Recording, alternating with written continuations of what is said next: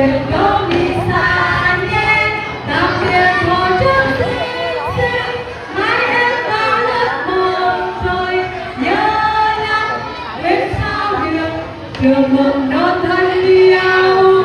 Tạm biệt cúc về thân yêu, tạm biệt cô đi xa nhé, tạm biệt họ trước xinh xinh, mai em vào lớp một rồi nhớ lắm quên sao được trường mầm non thân yêu.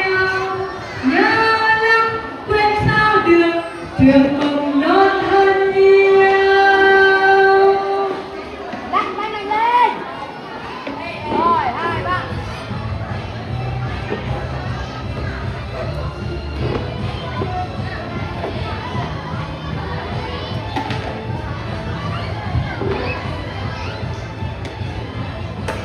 Bắn tim, tim nhỏ, tim vừa, tim lớn.